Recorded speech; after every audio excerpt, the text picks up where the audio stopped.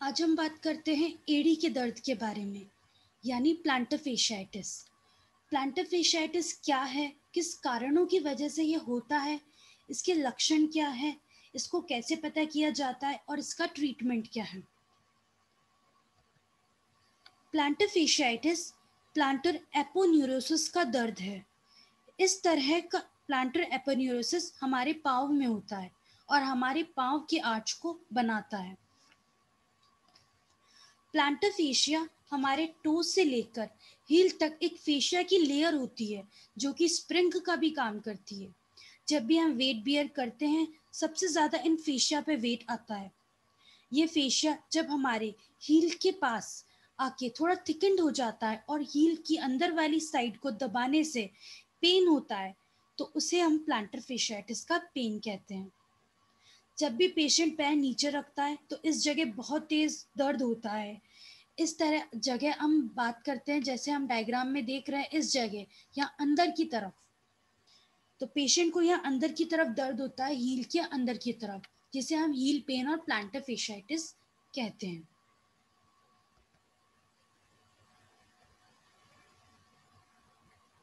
अब इसका कारण क्या है?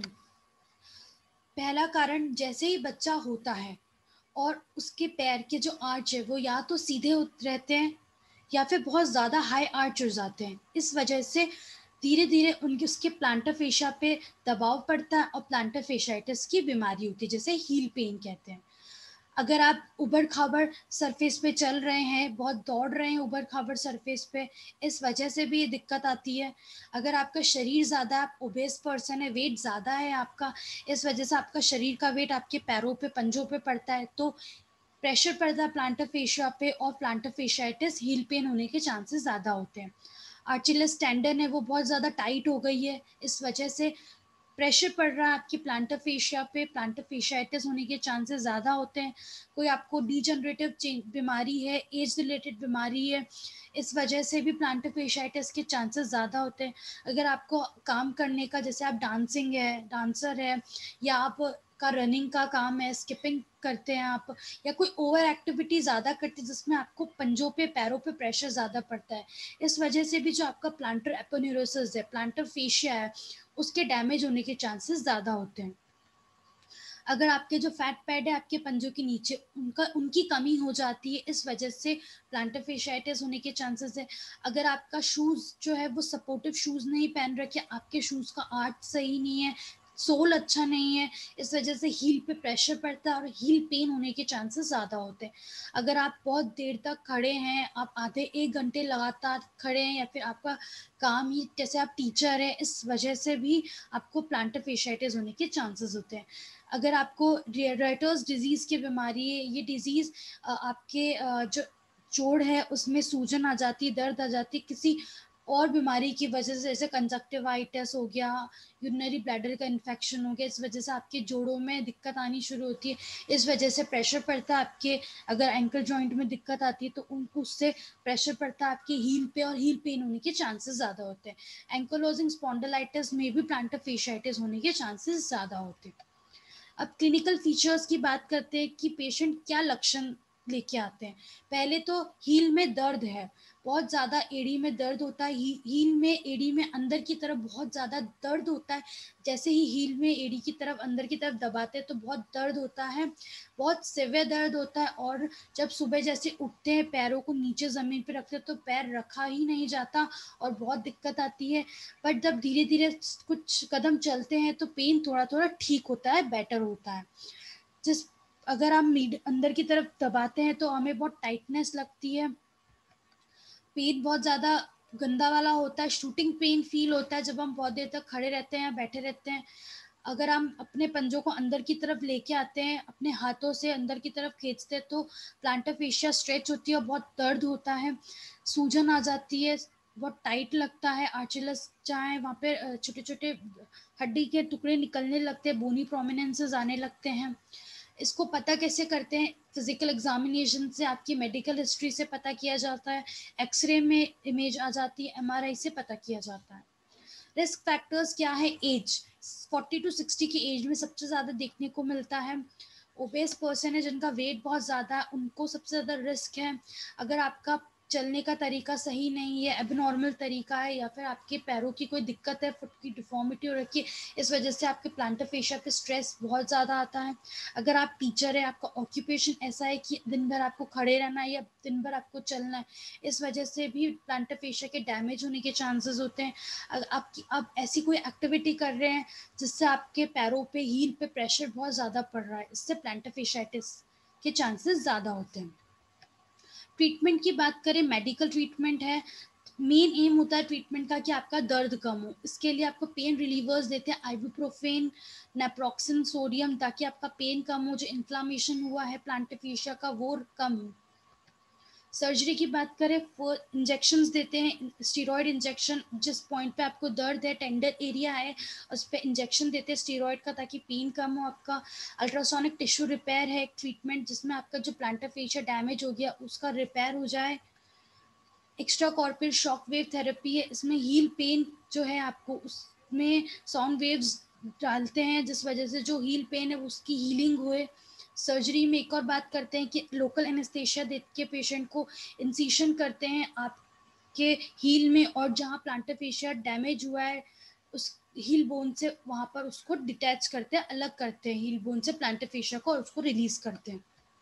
फिजियोथेरेपी की बात करें, मेन एम है फिजियोथेरेपी का आपका दर्द कम हो, जो वीक हो गई है इंट्रिंसिक मसल्स फुट की, उसकी स्ट्रेंथनिंग हो वापस, जो रेंज ऑफ मोशन एंकल का रुक गया है उसको इम्प्रूव हो, जो आपका फंक्शन है वो इम्प्रूव हो।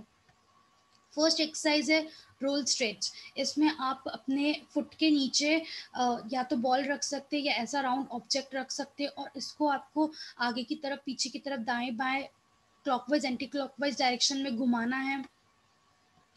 सेकेंड है काफ स्ट्रेचिंग। इसमें आपको, अगर आपका राइट में प्लांटर फेशियाटिस हुआ है राइट फुट में, तो आपको राइट की काफ में प्रॉब्लम आती है, पेन होता है, इसलिए अगर आपको राइट की काफ की स्ट्रेच करनी है तो ऐसे ही आपको दोनों हाथों को दीवार पे रखना है, आपकी बॉडी स्ट्रेट रखनी है, लेफ्ट लेग को ऐसे ही आगे रखना है, लेफ्ट नी को मोड़ लेना है, राइट नी को, पूरा पैर राइट नी का स्ट्रेट रहेगा, राइट लेग स्ट्रेट रहेगा, और आपको आगे की तरफ पुश करना है। याद रखना आपकी बैक स्ट्रेट रहेगी, तो आपको राइट में काफ में पिंडलियों में स्ट्रेच फील होगा। 10 to 15 सेकेंड होल्ड रखना है, फिर 10 बार करना है, दिन में 2 बार।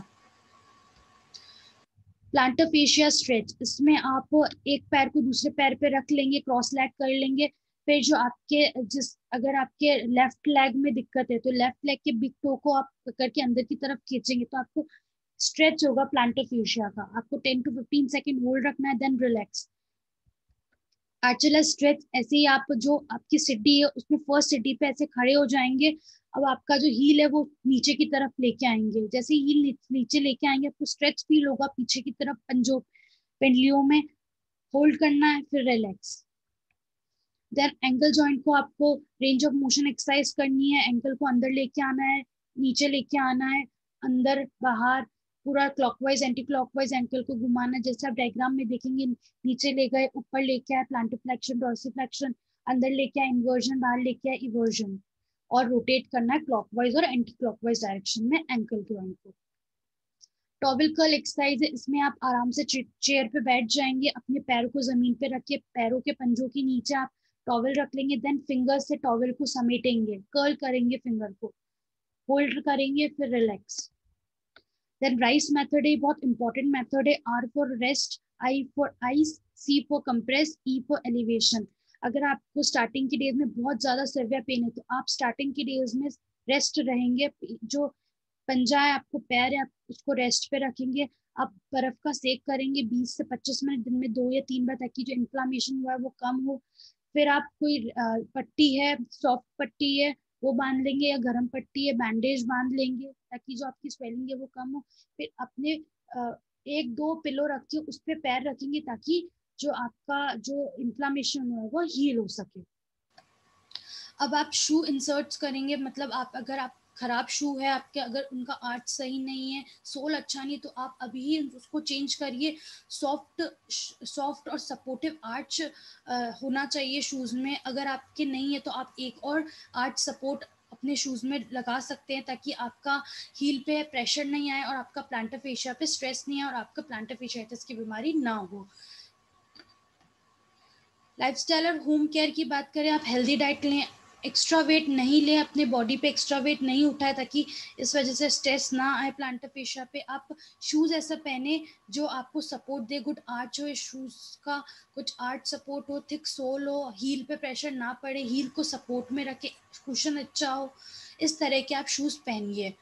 नंगे पैर ऊबड़ खाबड़ ज़मीन पे ना चलिए, हमेशा जब भी चलना है शूज़ पहन के चलना है, जब तक ये बीमारी है या जब भी आप चल रहे हो, अगर आप ऊबड़ खाबड़ जगह पे भी चल रहे हो तो आपको शूज़ पहन के ही चलने हैं, वो भी अच्छे शूज़।